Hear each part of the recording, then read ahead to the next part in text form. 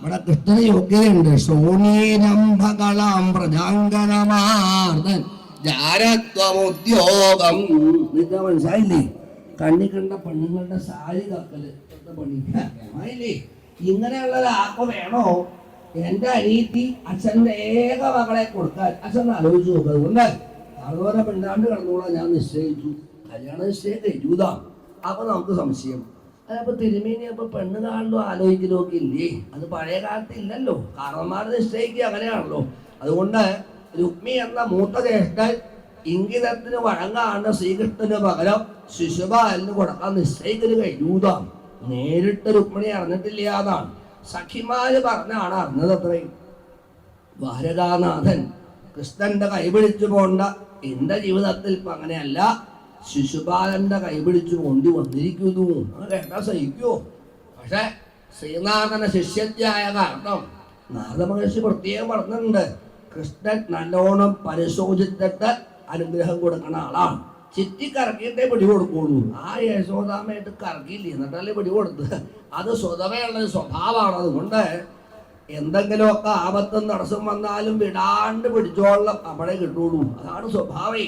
അതുകൊണ്ട് ആ വിശ്വാസം ഗുരുനാഥൻ നാരദ മഹർഷി മുഖാന്തരം രുക്മിണിക്കുള്ള കാരണം ഇങ്ങനെ ഒരു സന്ദർഭം ഉണ്ടായപ്പോഴും പതറിയില്ല. അമ്പലത്തിൽ പോയി ഉമാമഹേശ്വരന്മാരുടെ മുമ്പിൽ സേവിക്കാതെ നിശ്ചയിച്ചു. ഭാഗവതം ചൂണ്ടിക്കാണിക്കുകയാണ്. അതാണ് സത്സംഗത്തിൽ കൂടിയിട്ടും ഭഗവത് കഥാശ്രവണത്തിൽ കൂടിയിട്ടും നമ്മൾ ആർജിക്കുന്ന സ്വത്ത് ഇതാണ്. ഏത്? നന്മയിലേക്ക് മനസ്സ് തിരിയണ്ടേ. ഇന്നിപ്പോ അങ്ങനെയാണ്, ഇഷ്ടപ്പെട്ട ആളെ കല്യാണം കഴിക്കാൻ പറ്റിയില്ലെങ്കിൽ കെട്ടി തൂങ്ങിച്ചാത്തു കഴുകോലുമ്പോ തന്നെ തൂങ്ങണം. ദുരിതത്തറവാട്ടുകൂടി ആവണ്ടേ. തൂങ്ങിയതാരാ? MSc PhD. എന്റെ ദൈവമേ, ഇത്രയും പാടുപെട്ട് പഠിച്ചത് തൂങ്ങാൻ പഠിച്ചതാ? നാണക്കേടല്ലേ? അതാണ് വിവേകബുദ്ധി. അതില്ലാണ്ടായി വിവേകം. തതോദയതേ വിവേക. അതിനാണ് കഥാശ്രവണവും സത്സംഗവും പറഞ്ഞിരിക്കുന്നത്. പോയിന്റ് മനസ്സിലായോ? അപ്പൊ രുക്മിണിക്ക് വിപരീതമാകുന്ന അനുഭവം വന്നപ്പോഴും പതറിയില്ല. എന്താ കാരണം? ചെറുപ്പത്തിലെ കഥാശ്രവണം ഉണ്ടായില്ലേ, നാരദാദി മഹർഷിമാരുമായിട്ട് സത്സംഗം കിട്ടിയില്ലേ, അവിടെയാണ് പരിവർത്തനം. അല്ലാണ്ടല്ല വേണ്ടതേ. അതുകൊണ്ട് ആപത്തിലും തെറ്റിയില്ല. അമ്പലത്തിൽ പോയി തന്നെ സേവിക്കാം. പണ്ട് നാരദൻ തന്നെ ഉപദേശിച്ച മഹാമന്ത്രമുണ്ട്, സ്വയംവര മന്ത്രം. നമസ്തേ ത്വാംബികേ ഭീഷ്ടം സ്വസന്താനയുതാം ശിവാം ഭൂയാൽപദം മേ ഭഗവാൻ കൃഷ്ണ തദനുമോദതാം. ഹരേ കുടുംബിനി മുരവരി എന്റെ വരനായി വരുവാൻ വരമരുളണേ. ചുട്ടു വിളിച്ചാൽ അവിടെ ഉണ്ട്. നമ്മളാണ് സന്നിധത്തെ സതതമഭി. നാരായണീയത്തെ സുഖല്ലേ? അറിഞ്ഞു വിളിക്കണം. നമ്മൾ അറിഞ്ഞു വിളിക്കണില്ല. നമ്മൾ നാം ബാധി ദൈവം ബാധിയായിട്ടാണ് വിളിക്കണത്. അതാ വരാത്തത്. അങ്ങനെയല്ലേ? നാം ബാധി ദൈവം ബാധി ഇതിന്റെ അർത്ഥം എന്താ? ദൈവത്തിന് പകുതി 50% നമുക്കും തിന്നാന്നോ? അങ്ങനെയല്ല അതിന്റെ അർത്ഥം. പാതി വെച്ചാൽ സംസ്കൃതത്തിൽ ക്രിയാപദമാണ്. പരിപാലിക്കുന്നു, രക്ഷിക്കുന്നു എന്നാണ് അർത്ഥേ. മനസ്സിലായില്ലേ? പാതി സംസ്കൃതത്തിൽ ക്രിയാപദമാണ്. സംസ്കൃതം പഠിച്ചവർക്ക് ഇഷ്ടമുണ്ടാവും. പരിപാലിക്കുന്നു, രക്ഷിക്കുന്നു എന്നാണ് അർത്ഥം. അല്ലാണ്ട് പകുതി എന്നല്ല അർത്ഥം. അതാ വ്യത്യാസം. ആ പാതി എന്ന ക്രിയാപദത്തിന്റെ നൗണാണ് പതി. ഭർത്താവിനെ വിളിക്കണ പേരല്ലേ രക്ഷകൻ, പരിപാലിക്കുന്നവൻ എന്നല്ലേ വാക്കിനർത്ഥം. പിന്നെ എങ്ങനെയായി നാം പാതി ദൈവം പാതി 50-50 കച്ചവടമാവണത്? നടക്കില്ല കേട്ടോ. അങ്ങനെയല്ല. പരിപൂർണമായിട്ടുള്ള വിശ്വാസം. അതാണ് നമ്മയെ ദൈവം പരിപാലിക്കുന്നു എന്നാണ് അതിന്റെ അർത്ഥം. അല്ല നമുക്ക് വായി തോന്നുന്ന പോലെ വ്യാഖ്യാനിക്കാൻ പറ്റുമോ? അങ്ങനെയല്ലല്ലോ. അപ്പൊ ഇവിടെ ആ വിശ്വാസം പരിപൂർണ്ണമാണ് രുക്മിണിക്ക്. ആപത്തിൽ അനുഗ്രഹിക്കാണ്ടിരിക്കില്ല എന്നുണ്ടോ? ഉണ്ട്, കൂടെ സംശയമൊന്നുമില്ല. ആ നടക്കെ പോയിട്ട് ഉമാമഹേശ്വരന്മാരുടെ മുമ്പിൽ പ്രാർത്ഥിക്കുമ്പോഴാണ് ഒരു ബ്രാഹ്മണനെ കണ്ടുതാണ്.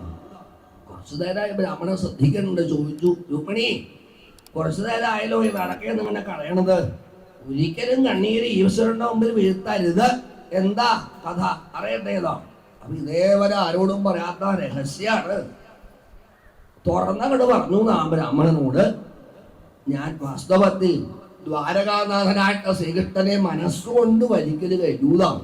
അതിന് വൈപരീത്യായിട്ട് പേട്ടൻ ശിശുപാലനുമായി വിവാഹം നിശ്ചയിച്ചിരിക്കുകയാണ്. എന്താ വേണ്ടത് എന്ന് എനിക്ക് നിശ്ചയമില്ല. ഒരു ദൈന്യത ഭാവത്തിലാണ് ബ്രാഹ്മണന്റെ മുമ്പില് രുക്മിണി പറഞ്ഞത്. അത് ഉള്ളിൽ അങ്ങോട്ട് തട്ടിയതാണ്, കണ്ണീരപ്പ ഒപ്പിയതാണ്. എന്താ സംശയിക്കൊന്നും വേണ്ട രുക്മിണി, ഞാൻ പുറപ്പെടായി. രുക്മിണിക്ക് എന്താണോ ശ്രീകൃഷ്ണനോട് പ്രത്യേകം തുറന്നു പറയാനുള്ളത് തുറന്ന് എഴുതിക്കോളൂ, സന്ദേശം അങ്ങോട്ട് തന്നോളൂ എന്ന് പറഞ്ഞ് അപ്പ പുറപ്പെട്ടു. ഭാഗവതം പറയാ, ഇതാണ് ഈശ്വരൻ. ആപത്തിൽ ഏത് രൂപത്തിലാണ് മുൻകൂട്ടി വരിക എന്നൊന്നും പറയാൻ വയ്യ. അതാണല്ലോ പരിരക്ഷ്യമാണാനാണ്. നേരത്തെ പറഞ്ഞില്ലേ, പൂന്താനം ചുട്ടു വിളിച്ചപ്പോ അപ്പ ചെന്നില്ലേ മങ്ങാട്ടത്തിന്. ആണല്ലോ, അപ്പൊ ഇന്ന രൂപത്തിൽ അങ്ങനെ നിയമമൊന്നുമില്ല.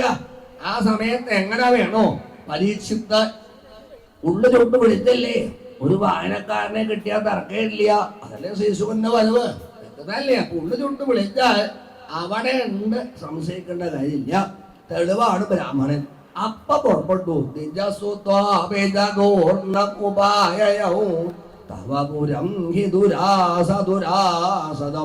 നാരായണത്തിൽ ഭട്ടരിപ്പാട് പറയുന്നുണ്ട്, ആ പക്ഷിക്കുഞ്ഞ് ബ്രാഹ്മണക്കുട്ടി പരിഭ്രമത്തോടെ പറന്ന് ദ്വാരകയിലേക്ക് അങ്ങോട്ട് എത്തിയതാണ്.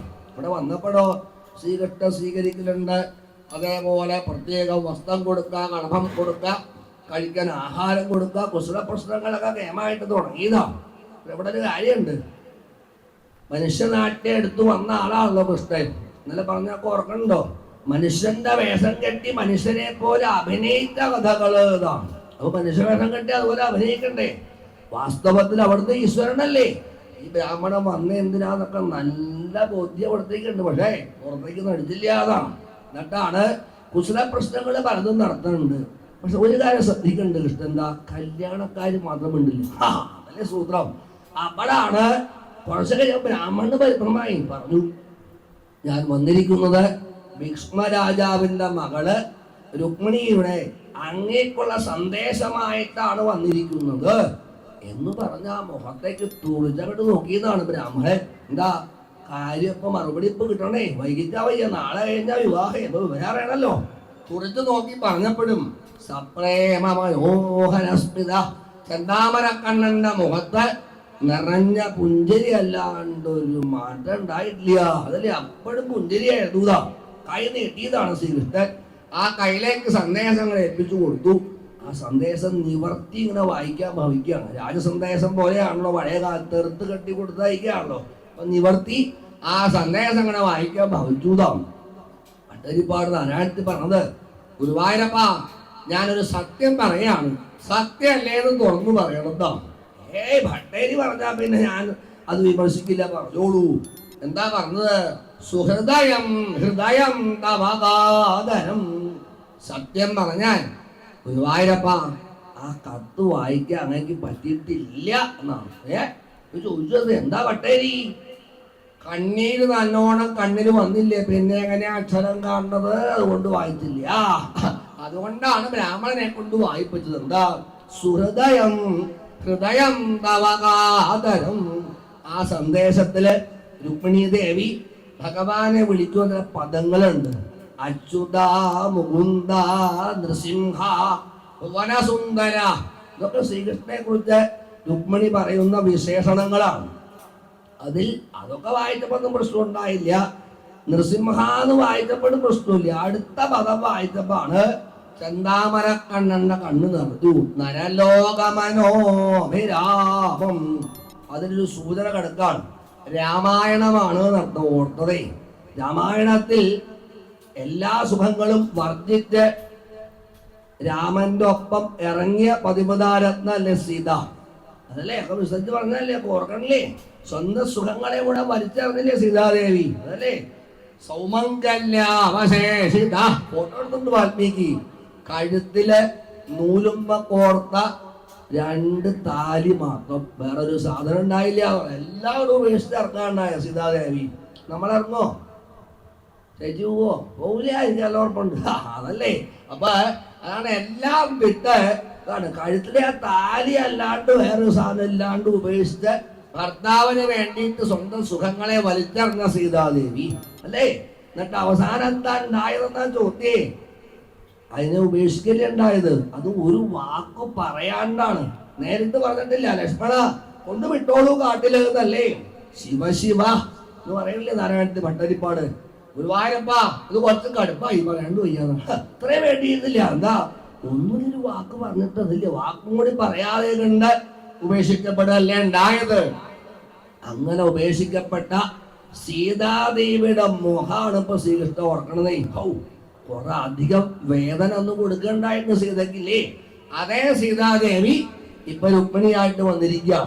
മനസ്സിലായില്ലേ? അന്നത്തെ സീതയാണ് രുക്മിണിയായിട്ട് വന്നത്, അല്ലാണ്ട് അവതാരം പ്രമാണിച്ച് ഭഗവാൻ ഭാര്യയെ എക്സ്ചേഞ്ച് ചെയ്തില്ല കേട്ടോ. അങ്ങനെ ധരിക്കരുത്. മഹാലക്ഷ്മി തന്നെ അന്ന് സീതയായിട്ട് വന്നു, അതേ മഹാലക്ഷ്മി ഇന്ന് രുക്മിണിയായിട്ട് വന്നു എന്നല്ലാണ്ട് വ്യത്യാസമില്ല. ഇന്നിപ്പോ എന്താ കഥ? ശത്രുക്കളുടെ ഇടയിലല്ലേ രുക്മിണിയെ കൊണ്ട് ആക്കിയിരിക്കുന്നത്. അപ്പൊ കുറച്ച് അധികം വിഷമിപ്പിക്കലാണോ എന്നങ്ങോട് ഓർത്തപ്പ ചെന്താമരക്കണ്ണന്റെ കണ്ണങ്ങട് നിർത്തു. അതുകൊണ്ടാണ് കൊടുത്തു. ബ്രാഹ്മണൻ അങ്ങ് വായിക്കൂ, കേൾക്കാലോ.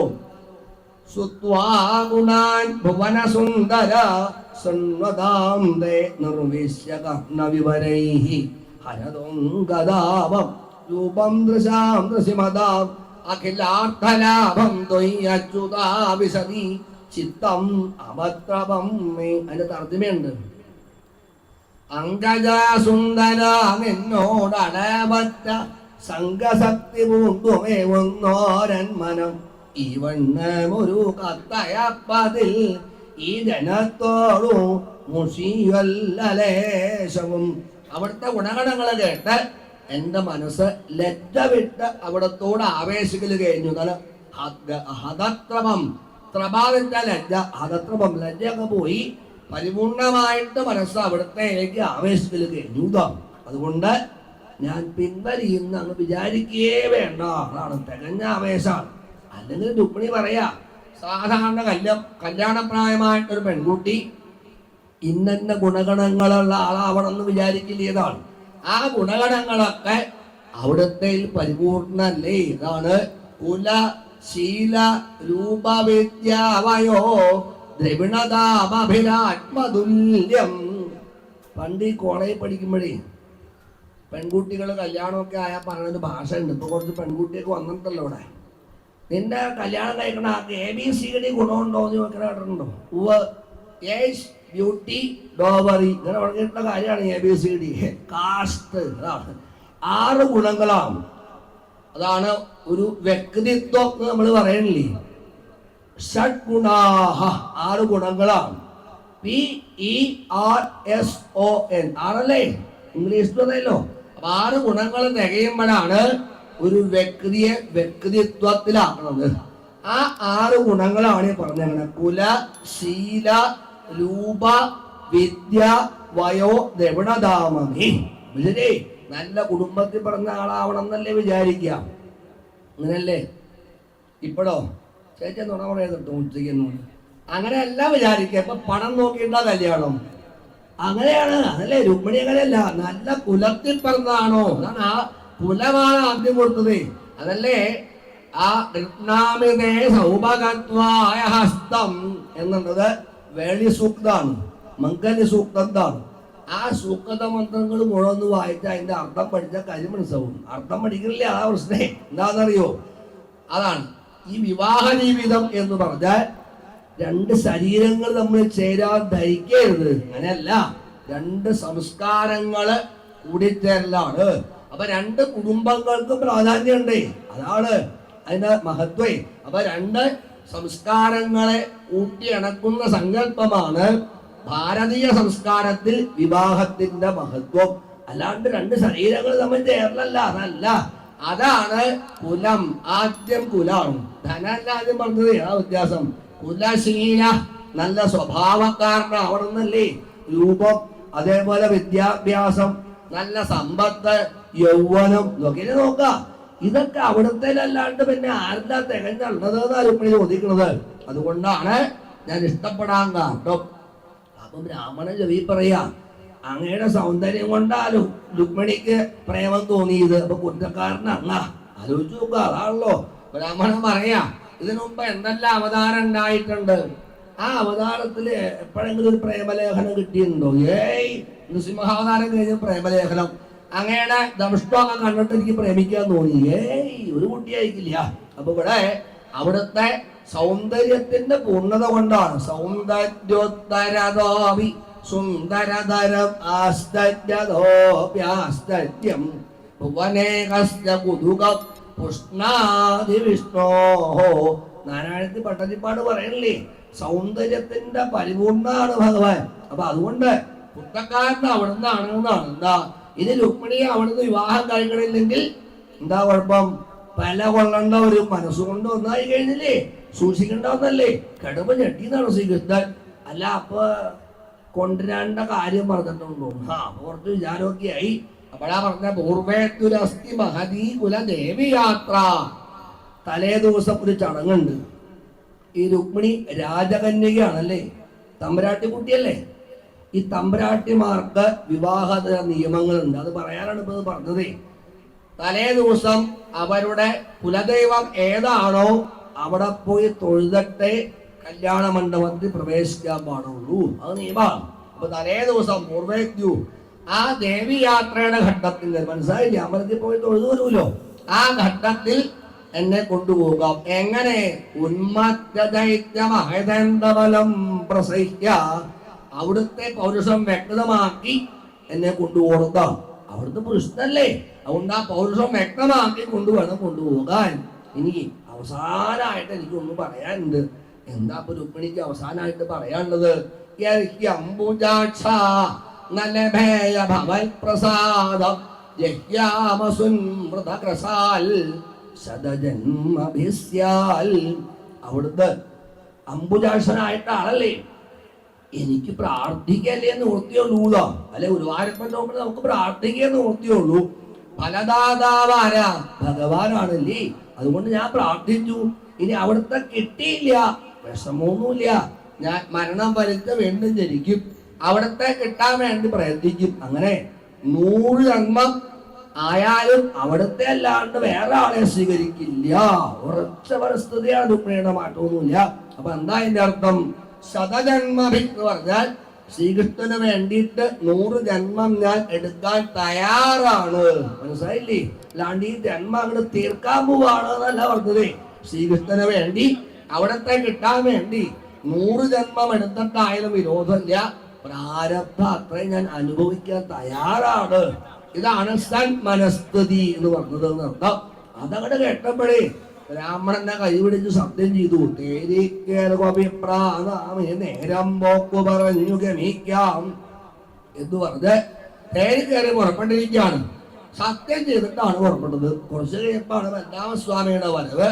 ബലരാമൻ അന്വേഷിച്ചു, അല്ല ഞാൻ വന്നിട്ട് കൃഷ്ണനെ ഇവിടെ കാണാനില്ലോ, കൃഷ്ണനെ എവിടെയാന്ന് അന്വേഷിച്ചപ്പോ പറയാത്രേ, കുറച്ചു മുമ്പ് ഇവിടെ ഒരു ബ്രാഹ്മണൻ വരുന്നുണ്ടായിട്ടുണ്ട്. 2 പേരും കൂടി കുറെ നേരം കുശു കുശു എന്നൊക്കെ പറഞ്ഞു കേട്ടു സിറ്റ് ഔട്ടിൽ ഇരുന്നേ. പിന്നെ തേരി കയറുമ്പോ ഒരു കാര്യം പറഞ്ഞു, ഞാൻ അവളെ കൊണ്ടുവന്നോളാം. എന്താ ദൈവമേ, ഏതവളെ കൊണ്ടുവരാൻ പോയെന്ന് ചോദിച്ചു. ബലരാമനാകാൻ പരിഭ്രമിച്ചതാണ്. പക്ഷെ യോഗസിദ്ധി ഉണ്ട് അവിടത്തേക്ക്. അതുകൊണ്ട് ആ യോഗസിദ്ധി കൊണ്ട് അങ്ങനെ നോക്കിയപ്പോ കുണ്ടിരക്കുലാണ് കണ്ടിരിക്കുന്നത്. അവിടെ രുക്മിണി സ്വയംവരത്ത് തന്നെ സഹോദരൻ ഒറ്റയ്ക്കല്ലേ പോയത് എന്നോട് തോന്നിയപ്പോ ഭ്രാതസ്നേഹ പരിപ്ലുതോ രാമ, സഹോദരത്തിന്റെ മൂർത്തിയാണ് ബലരാമൻ എന്ന് പറഞ്ഞ്. അതുകൊണ്ട് കേമായിട്ട് യോഗസിദ്ധി കൊണ്ട് ദ്വാരകയിലെ സൈന്യങ്ങൾ സപ്പോട് കൂടിയിട്ട് കൃഷ്ണൻ അത്രയും മുമ്പ് കുണ്ടിരത്തിൽ പ്രവേശിക്കൽ കഴിഞ്ഞതാണ്. തേര് നിർത്തി തേരിയിൽ നിന്ന് അങ്ങനെ ഇറങ്ങുമ്പോഴാണ് ശകുനായിട്ട് ഇരുമ്പോലക്കയും കലപ്പയായിട്ട് ബലരാമൻ ഞങ്ങൾ കണ്ടു. നമ്മൾ ഇന്നലെ കണ്ടില്ലേ, ദശാവതാരം ചാർത്തിയപ്പോ ഇരുമ്പോലക്കയും കലപ്പയായിട്ട് നിങ്ങൾ കണ്ടില്ലേ. ആ ബലരാമന്റെ കാക്കൾ അങ്ങോട്ട് വീഴും. ഏട്ടൻ വന്നൊക്കെ ഭംഗിയാക്കി തരുന്നു വിചാരിച്ചാൽ അങ്ങോട്ട് പോകുന്നതേ. ഇനിയൊക്കെ ഏട്ടൻ നിശ്ചയിച്ചവൻ തന്നെയാണ്. എന്നോടൊരു വാക്ക് പറഞ്ഞ് പോരാ പോരായെന്നോ കൃഷ്ണ എന്നൊക്കെ ചോദ്യമുണ്ടായെങ്കിലും ബ്രാഹ്മണനെ വിളിച്ചു പറഞ്ഞു എന്നാണ് ബലരാമൻ ഭീഷ്മരാജാവിനോട് ചെന്ന് പറഞ്ഞിരിക്കൂ. രാമകൃഷ്ണന്മാര് വന്നിരിക്കുന്നു, രുക്മിണി ദ്വാരകയിൽ എത്തും, ഏട്ടന്റെ വാക്കാണ് എന്നോട് പറഞ്ഞുകൊടുക്കാം. അതാണ് ബലരാമന് വളരെയധികം ആവേശം ഉണ്ട് എന്നാണ് ഈ രുക്മിണി സ്വയംവരത്തിൽ. എന്താണെന്നറിയോ, രാമായണത്തിൽ ലക്ഷ്മണനല്ലേ, ആ ലക്ഷ്മണനാണ് ഇവിടെ ബലരാമനായിട്ട് വന്നിരിക്കുന്നത്. സംഘർഷമൂർത്തിയാണല്ലോ. അപ്പൊ ആ ലക്ഷ്മണനാണ് അന്ന് സീതാദേവിയെ കാട്ടിക്കൊണ്ടുവിട്ടത് അല്ലേ. അപ്പൊ അന്നൊരു വാശി കിടപ്പുണ്ട്, ഈ പെണ്ണിനെ തിരിച്ചു കൊടുക്കാണ്ട് പിൻവലിയില്ല. അതിനാണ് രാമന്റെ പേരായിട്ട് കൃഷ്ണാവതാരത്തിൽ കൃഷ്ണന്റെ ഏട്ടന്റെ സ്ഥാനമായിട്ട് പോന്നിരിക്കുന്നത് എന്താ? ഏട്ടനായ പിന്നെ പ്രശ്നമില്ല, അനിയനാവുമ്പോഴാ പ്രശ്നം. അന്ന് അനിയനായിരുന്നേ കൊണ്ടുവിടെ അത് പറഞ്ഞാൽ കണ്ടിരിക്കാൻ പറ്റൂ. അപ്പൊ അവതാരമായപ്പോ കൃഷ്ണാവതാരത്തിലെ ഏട്ടന്റെ സ്ഥാനവും രാമനെ മറക്കാൻ വയ്യോണ്ട് രാമന്റെ പേരുമായിട്ട് വന്നു. എന്താ അത്? ഇനിയിപ്പോ അല്ല പെണ്ണെ കൊണ്ടുവിടാൻ പറഞ്ഞാൽ ഞാൻ കടന്നു പോരാ, പറ്റില്ല എന്ന് പറയാലോ, മറ്റൊന്നും കൊടുത്തില്ല, അനിയനായി പോയില്ലേതോ. അതുകൊണ്ട് രാധസ്നേഹപരപ്പെടുത്തോ രാമ ഈ രുക്മിണിയെ കൃഷ്ണന്റെ കയ്യിലെ കണ്ട് കൊടുക്കാൻ കിട്ടിയ സന്ദർഭമല്ലേ, ആവേശം മുഴുവൻ അപ്പൊ ബലരാമനാണ്. ഇതറിഞ്ഞ ബ്രാഹ്മണൻ രുക്മിണിയുടെ മുമ്പിലേക്ക് വിവരം പറയാൻ പുറപ്പെട്ടു. ആ രാജാവ് വിഷ്ണുരാജാവ് ക്ഷേമമായിട്ട് കൊട്ടാരത്തിൽ കൊണ്ട് താമസിപ്പിക്കൽ കഴിഞ്ഞു. ജനങ്ങൾ കൂടെ ആർക്കാരെന്ന് വിളിച്ചു പറയാ, നമ്മുടെ തമ്പരാട്ടിക്കുട്ടിയുടെ ഭാഗ്യം നോക്കൂതാ, ഈ നീലമേഘ ശ്യാമള വർണ്ണനെ സ്വന്താക്കാൻ പറ്റിയില്ലേ, മഹാഭാഗ്യല്ലേ എന്ന ആർത്തരമ്പി ആഘോഷങ്ങളുടെ മധ്യത്തിൽ ബ്രാഹ്മണൻ ചെന്നു രുക്മിണിയുടെ മന്ദിരത്തിലേക്ക്. അവിടെ എന്താ കഥ? ആ വൈരമോദനം ഊരി കയ്യിലിങ്ങനെ പിടിച്ചേക്കാണ് രുക്മിണി. പോയ ബ്രാഹ്മണനെ കാണാനില്ല. എന്താ വേണ്ടത്? യവിയാത്രയുടെ ഘട്ടായി എന്ന് വിചാരിച്ച് കിടക്കാണ്. കറഞ്ഞ് കിടക്കുമ്പോണ് ബ്രാഹ്മണൻ വന്നു. സത്യപതനമാത്മോപനയനം പ്രതി ഏറ്റവും കൊണ്ടുപോകാം എന്ന് ഉറക്കെ വിളിച്ചു പറഞ്ഞുകൊണ്ടാണ് വന്നത്. ആ ബ്രാഹ്മണന്റെ കാക്കല് രുക്മിണീ ദേവിയാണ് നമസ്കരിച്ചു. പ്രിയ മന്യൻ നനാമസ രണ്ട് കൈയും അനുഗ്രഹിച്ചു. ബ്രാഹ്മണൻ ശ്രീകൃഷ്ണനായിട്ട് സന്താന ഭാഗ്യത്തോടു കൂടിയിട്ട് ദാമ്പത്യം പൂർണ്ണവും സംശയം വേണ്ട എന്ന് ബ്രാഹ്മണാനുഗ്രഹം വാങ്ങിയാണ് ദേവി യാത്രയ്ക്കായിട്ട് പുറപ്പെട്ടു. അങ്ങോട്ട് പോയി തൊടാൻ പോകുമ്പോ ആ വീഥികളൊക്കെ വിധനായിരുന്നു. പക്ഷെ അമ്പലത്തിൽ തൊഴുത് ഇങ്ങോട്ട് വരുമ്പോഴത്തേക്ക് അറിഞ്ഞു രുക്മിണിയുടെ ജ്യേഷ്ഠനാണല്ലോ, ഇപ്പോഴത്തെ രാജാവാണല്ലോ. രാമകൃഷ്ണന്മാര് വന്നിരിക്കുന്നു, കട്ടോണ്ട് പോകുന്നാണ് കേട്ടത്. അങ്ങനെ വിട്ടാ വരിക. എന്നിട്ടാണ് സൈന്യങ്ങളെ കൂടെ രാജവീഥികളിൽ അങ്ങോട്ട് നടത്തുക. അപ്പൊ ആ സൈന്യങ്ങളുടെ ഇടയിൽ കൂടിയിട്ടാണ് ശ്രീകൃഷ്ണനെ കാണാൻ വെമ്പലായിട്ട് വരുന്ന രുക്മിണി ദേവീതാണ്. അവര് സ്വന്തം രുക്മിണിക്ക് തോന്നിയതാണ്. എന്താ അത്? ധാരാളം അളകങ്ങള് രുക്മിണി ദേവിയുടെ മുഖത്തേക്ക് ഇങ്ങനെ കിടപ്പുണ്ട്. ചുരുണ്ട മുടികളില്ലേ, അത് കുറയണ്ട, അതിങ്ങനെ കുറയണം മുമ്പിലേക്ക് ഇങ്ങനെ തൂക്കിയിട്ടുണ്ട്. ഈ അളകങ്ങള് പുറകോട്ട് കോതു വയ്ക്കുക എന്ന ഛായയില് വിരലുകളങ്ങോട്ട് അകത്തി രുക്മിണി ദേവി. എന്നിട്ട് പുറകോട്ട് ഇങ്ങനെ കോതാൻ ഭാവിക്കില്ലേ? അങ്ങനെയല്ലേ? എനിക്കില്ല, കൊണ്ടാൻ ചോദിച്ചത്. പുറകോട്ട് ഇങ്ങനെ കോതുമ്പോ ഏത് കൈ കൊണ്ടാ കോതി വയ്ക്ക? ഏത് കൈ കൊണ്ടാ? വലത്തെ കൈ കൊണ്ടല്ലേ? ഇവിടെ അങ്ങനെയല്ലല്ലോ. വാമകരകൈ അളകാൻ അപാങ്കൈ. നല്ല വ്യാസന്റെ ഫോട്ടോ അവാർഡ് കൊടുക്കണം വ്യാസന്, വെറുതെ ഒന്നുമല്ല. വലത്തെ കൈ കൊണ്ടല്ല, ഇടത്തെ കൈ കൊണ്ട് അളകങ്ങൾ പുറകോട്ട് കോതി വച്ചൂതാണ്. അതാണ് കാരണം. വലത്തെ കൈയ്യ് പാണിഗ്രഹണത്തിനുള്ള കൈയാണ്. തലമുടി തൊട്ടാൽ കൈ കഴുകണ്ടേ? അല്ല ഇപ്പൊന്നുമില്ല, അപ്പൊ കടലാസിൽ തുടച്ചാൽ മതി എന്നാണ്. മതി അതല്ലോ. അപ്പൊ വിവരമുണ്ട് വേദവ്യാസനെ, തലമുടി തൊട്ടാൽ കൈ കഴുകണ്ടേ? ഇവിടെ ഇപ്പൊ വെള്ളമായിട്ട് കിടപ്പുണ്ടോ? ഇല്ലല്ലോ. അതുകൊണ്ടാണ് ഇടത്തെ കൈ കൊണ്ട് അഴകങ്ങൾ പുറകോട്ട് കോതി വെച്ച കൂട്ടത്തിൽ രാജാക്കന്മാരെയൊക്കെ അങ്ങോട്ട് നോക്കിയതാ. ചിലര് ആനപ്പുറത്താണ്, ചിലത് കുതിരപ്പുറത്ത്, ചിലത് കസേരപ്പുറത്തൊക്കെ രുക്മിണി രുക്മിണി എന്ന് പറഞ്ഞത് ധ്യാനിച്ചിരിപ്പുണ്ട്. ആ ഒരൊറ്റ കടാശം അത്ര ഉണ്ടായുള്ളൂതാണ്.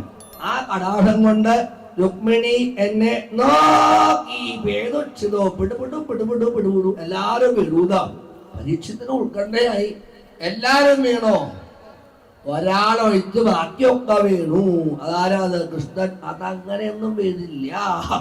അതൊഴിച്ച് ബാക്കി രാജാക്കന്മാരൊക്കെ അങ്ങോട്ട് വീണപ്പോ സുഖമായിട്ട് ശ്രീകൃഷ്ണനെ കാണാൻ പറ്റിയതാണ്. അപ്പൊ രുക്മിണിക്ക് തോന്നുക അത്രേ, രുക്മിണി ഇവിടെ വന്നോളൂട്ടോ, അതെ നമ്മുടെ വണ്ടിയിലാകാറ്, അതുകൊണ്ട് കൈപിടിക്കുന്നേ അടുത്ത് ശ്രീകൃഷ്ണങ്ങളേക്ക് എത്താനുള്ള വെമ്പലായിട്ട് രണ്ടടി മുന്നോട്ട് അനൂതാണ്. അപ്പൊ ശ്രീകൃഷ്ണൻ 4 അടി പുറകോട്ടാ. എന്തപ്പോ ഇങ്ങനെയാവോ? അത് കാരണം ഉണ്ടതാണ്. ആ സന്ദേശത്തിൽ രുക്മിണി പ്രത്യേകം പറയുണ്ടായിട്ടുണ്ട്, അവിടുത്തെ പൗരുഷം വ്യക്തമാക്കി കൊണ്ടുപോകണം എന്നല്ലേ. അപ്പൊ ഇപ്പൊ കൊണ്ടുപോയാ എന്താ പറയാന്നറിയോ? ഞങ്ങളൊക്കെ കവന്നൂത്തി കിടക്കുമ്പോ കട്ടോട്ട് പോയത് ഇല്ലെങ്കിൽ കാണിക്കായിരുന്നു. അപ്പൊ ശ്രീകൃഷ്ണൻ തോന്നി, എല്ലാവരും കാണിക്കാനുള്ള കേമത്വം തനിക്കില്ലേ, ഒരു കൃഷ്ണല്ലേ. അതുകൊണ്ട് എന്താ മുന്നോട്ട് വന്ന് ശ്രീകൃഷ്ണന്റെ കടാശം കൊണ്ട് വീണ് കിടക്കുന്ന രാജാക്കന്മാരെ മുഴുവൻ എഴുന്നേൽപ്പിച്ചിട്ടാണ് സരസമേത്യ കരേണ ഹരൻ ക്ഷണാൽ എങ്ങു പോകുന്നു നീ അങ്കനാ മൗനിരത്നമേ എന്നു മന്ദം പറഞ്ഞു ചെന്നാശു നന്ദകുമാരകൻ. ചെന്ന് കൈമെടുത്ത് എല്ലാം അങ്ങോട്ട് കയറ്റി യുദ്ധത്തിനായിട്ട് വന്നു കുറെ പേര്. ആ രംഗത്തേക്ക് വന്നു നമ്മുടെ ബലരാമൻ. കലപ്പയുണ്ട്, ഒലക്കയുണ്ട്, യുദ്ധത്തിനാണ് ഞാൻ തയ്യാറ്. രുക്മിണിയെ വിധിപ്രകാരം ദ്വാരകയിൽ വച്ച് കുടിവയ്ക്കാണ്. എല്ലാവരെയും ക്ഷണിക്കാണ്. 4 കൂട്ടം പായസവും വെല്ലുവപ്പുറ സദ്യ. നേരത്തെ പറയാൻ പറ്റിയില്ല, ക്ഷമിക്കുക. എല്ലാവരുടെയും സാന്നിധ്യം പ്രതീക്ഷിക്കുന്നു. ഇത് കേട്ടപ്പോ കുറെ രാജാക്കന്മാർക്ക് തോന്നി, എന്തിനീ കാർന്നോടെ നല്ലുകൊണ്ട് ചാവുക, പോയ സദ്യ ഉണ്ടാലോ, കുറെ ഓടിയതാ.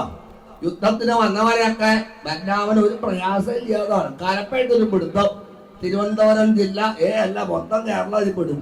എന്നിട്ടൊരു ഒറ്റ അടിയാണ്, കൊല്ലില്ല. എന്താ, കൊന്നു കഴിഞ്ഞാൽ പ്രശ്നമാണ്. ഈ രുക്മിണി പാർട്ടി കൃഷ്ണ പാർട്ടി മാറ്റി നിർത്തി തല്ലാൻ പറ്റൂ? അങ്ങനെയില്ല. അപ്പൊ ഇതിന് വല്ലവരും തല്ലുകൊണ്ട് വല്ല പെരയെ വന്ന കല്യാണം മാറ്റം. അതുകൊണ്ട് അടിച്ചങ്ങോട്ട് ഒഴിച്ചൂതാം. അടി കൊണ്ട് നമ്മുടെ ശിശുപാലൻ പുരുഷ വരണല്ലേ, മുറിയിലിരിപ്പുണ്ട്. അടി കണ്ട ജരാസന്ധൻ ശിശുപാലന്റെ മുറിയിൽ ചെന്ന് കയറിയതാ. കല്യാണം പ്രമാണിച്ച് 4 ദിവസം മുമ്പ് ആ ശിശുപാലൻ വന്ന് താമസിച്ചു. എന്നിട്ടും അയാൾക്ക് കല്യാണം തരായില്ല. അതാണ് യോഗമില്ല. പിന്നെ എന്താ ചെയ്യുക? ആ ജരാസന്ധൻ എന്നിട്ട് പറയാ, ശിശുപാലൻ കല്യാണമൊക്കെ കഴിഞ്ഞു, ആണുങ്ങൾ പെണ്ണിനെ കൊണ്ടുപോയി, എന്റെ കൈ പിടിച്ചാ പറഞ്ഞ ഇല്ല. അങ്ങനെ 17 വയസ്സ് ആ രുക്മിണിയുടെ കൈ പിടിക്കാൻ പോട്ട ശിശുപാലന് ജരാസന്ധന്റെ 71 വയസ്സുകാരന്റെ കൈ പിടിച്ച് ഇറങ്ങേണ്ട വധൂത. അപ്പൊ ആ രുക്മി പറഞ്ഞു അത്രേ, ഞാൻ കൊണ്ടുവരും. അപ്പൊ സംശയമായി. അപ്പൊ ശ്രീകൃഷ്ണൻ പറഞ്ഞു, കൊണ്ടുവരുന്ന് പറഞ്ഞാൽ മറ്റൊന്നുമല്ല, അടി കൊണ്ടിരുത്താണ്. ഏതായാലും യുദ്ധത്തിനായിട്ട് വന്ന രുക്മിയെ വമനന്റെ പേര് പിടിച്ചു കിട്ടുന്ന സന്ദർഭത്തിലാണ് ബലരാമൻ വന്ന് മോചിപ്പിച്ച രുക്മിണിക്ക് അതിഗംഭീരമായിട്ടൊരു ഉപദേശം. സത്യം പറഞ്ഞാൽ ഈ കല്യാണത്തിന്റെ ഏറ്റവും ഗഹനമായിട്ടുള്ള ഭാഗം ഈ ബലരാമന്റെ കൗൺസിലിംഗ് ഉപദേശമാണ്. ജീവിതത്തിലെ ഒരു ഘട്ടം മാറാൻ പോവാണ് രണ്ടുപേരുടെയും, അല്ലേ? മനസ്സിലായില്ലേ? ബ്രഹ്മചര്യം കഴിഞ്ഞ് ഗൃഹസ്ഥാശ്രമത്തിൽ പ്രവേശിക്കുകയാണ്. അപ്പൊ 2 കൂട്ടരുടെയും ജീവിതത്തിന്റെ ടേണിംഗ് പോയിന്റ് ആണ് ഈ ഘട്ടം. ഇത് മനസ്സിലാക്കണ്ടേ? അതാണ് ബലരാമൻ പറഞ്ഞത്. ഒന്ന്, 2 പേരുടെയും ജീവിതത്തിന്റെ സാഹചര്യങ്ങൾ മാറുകയാണ് അർത്ഥം. ഒരാശ്രമത്തിൽ നിന്ന് മറ്റൊന്നിലേക്ക് പ്രവേശിക്കല്ലേ. അപ്പൊ വേണ്ടവണ്ണം അനുഭവസ്ഥർ ഉപദേശിച്ച് നേരാവണ്ണം ആക്കണമെന്ന് നിയമം തന്നെയാണ്. ആ പറഞ്ഞത് ഇവിടെ നല്ല കാര്യങ്ങളുണ്ട്, ചീത്ത കാര്യങ്ങള്, നന്മയുണ്ട്, തിന്മയുണ്ട്, നല്ല വാക്കുണ്ട്, കുത്തുവാക്കുണ്ട്, സുഖദുഃഖങ്ങളുണ്ട്. ഇതൊക്കെ ചേർന്ന് പാകപ്പെടാനാണ് ഗൃഹസ്ഥാശ്രമം. അത് എപ്പോഴും സുഖാണോ എപ്പോഴും ദുഃഖാണോ വിചാരിക്കേണ്ട, പാകപ്പെടാനാണ്. അതുകൊണ്ട് എന്തു വന്നാലും ചിരിച്ചോണ്ട് നേരിടാനുള്ള മനക്കരുത്തുണ്ടായിരിക്കണം. സ്വസ്ഥാഭവ സുജിസ്മിതേ. ജാതകം നോക്കി 10 പൊരുത്തം. ഓ കേമായി. പിന്നെ കേട്ടു 6 മാസം കഴിഞ്ഞപ്പോ 2 പിരിഞ്ഞും പോയിരുന്നു. അപ്പൊ ജാതകത്തിൽ പൊരുത്തണ്ടായിട്ട് കാര്യമുണ്ടോ? ബുദ്ധിയാകുന്ന ഭാര്യ, മനസ്സാകുന്ന ഭർത്താവ്, ആ ചേർക്കയ്ക്കാണ് വിവാഹം. ഇത് എത്ര പേർക്ക് മനസ്സിലായിട്ടുണ്ട്? ഭാര്യയുടെ സ്ഥാനം എന്താണെന്നറിയോ? വേദപ്രമാണം അനുസരിച്ച് ബുദ്ധിയുടെ സ്ഥാനമാണ്. മനസ്സിന്റെ സ്ഥാനമാണ് ഭർത്താവിന്. ബുദ്ധി നേരാവണ്ണാവാണ്ട് മനസ്സിന് സ്വസ്ഥത കിട്ടുമോ? അപ്പൊ ഒരു കുടുംബത്തിന്റെ വിളക്ക് ഏതാ? ആരാ? ഭാര്യ. അതല്ലേ ഭൂമുഖവാദത്തിൽ എന്ന് പറഞ്ഞത്, പാടിയത് അതല്ലോ. അപ്പൊ അത്രയും പ്രസക്തിയാ കുടുംബ ജീവിതത്തിൽ. അതുകൊണ്ട് ഏതേത് പ്രശ്നങ്ങൾ വരുമ്പോഴും സംയമനം പാലിക്കുക, എടുത്തു ചാടരുത്. അതാണ് ബലരാമന്റെ ഏറ്റവും പ്രൗഢമായിട്ട് ഉപദേശം. വ്യത്യസ്ത സാഹചര്യങ്ങള്, വ്യത്യസ്ത സ്വഭാവക്കാരായിട്ടാവും വിവാഹമില്ലേ. അപ്പൊ എന്ത് വേണം? മറക്കേണ്ടത് മറക്ക, പൊറുക്കേണ്ടത് പൊറുക്ക, ഓർക്കേണ്ടത് മാത്രം ഓർക്കണം. അതാണ് സംയമനം. നമ്മളങ്ങനെയല്ല. എഴുതിയിട്ടു, അവൾ എന്നോട് അങ്ങനെ പറഞ്ഞില്ലേ, ഞാൻ വിടൂല, എന്നെ പൊന്നി കേട്ടാ അതൊക്കെ അപ്പഴേ മറക്ക. വെറുതെ വൈരാഗിയായിട്ട് പോയാൽ തീരുകയാണ്. അങ്ങനെയല്ല. അതാണ് ഇലക്ട്രിസിറ്റിയിൽ നോക്കൂ. ബൾബ് പ്രകാശിക്കണമെങ്കിൽ അത് പറഞ്ഞാൽ മനസ്സിലാവും. ബൾബ് കത്തണമെങ്കിൽ പോസിറ്റീവ് ടെർമിനലും നെഗറ്റീവ് ടെർമിനലും വേണ്ടേ? ഇത് 2 കൂടി കൂട്ടി പിടിച്ചു കൊടുത്താൽ കത്തുവോ? ഫേസ് അടിച്ചു അല്ലേ? അത് അകലത്തിൽ വെച്ച് കണക്ഷൻ കൊടുത്തപ്പല്ലേ പ്രകാശിച്ചത്. എന്നുവെച്ചാ യോജിക്കുക. ആ യോജിപ്പാണ് ഭാര്യ ഭർത്തൃ ബന്ധം, അല്ലാണ്ട് മറ്റൊന്നല്ല. എത്ര മനോഹരായിട്ടാ ബന്ധം പഠിപ്പിച്ചത്. അതുകൊണ്ട് അങ്ങനെ ആവണം, ആസ്വാദ്യാവണം. എങ്കിൽ മറക്കേണ്ടത് മറക്കലും പൊറുക്കേണ്ടത് പൊറുക്കലും ഓർക്കേണ്ടത് ഓർക്കലും എന്ന സംയമനത്തിലേക്ക് എത്തണം. എന്നിട്ടാണ് ദ്വാരകയെ കൊണ്ടുവന്ന് വിധിവത് ഉപയനേ കുരുദ്വഹ. വിധിപ്രകാരം വിവാഹം കഴിഞ്ഞ് ശോഭിക്കുമ്പോഴാണ് നമ്മളും ജീവിത പ്രാരബ്ധത്തിന്റെ ഇടയില് സമുദാഹമായിട്ട് കിട്ടിയ ഈ സന്ദർഭം ഭഗവത് സമർപ്പണം ചെയ്യാണ് നമ്മുടെയൊക്കെ ജീവിതം. ഗൃഹസ്ഥാശ്രമം വേണ്ടോണാവാൻ രുക്മിണി കൃഷ്ണന്മാര്, ലക്ഷ്മി നാരായണ സ്വരൂപികള്, രാധാകൃഷ്ണന്മാര് അനുഗ്രഹിക്കട്ടെ എന്ന് നമുക്ക് പ്രാർത്ഥിക്കാം.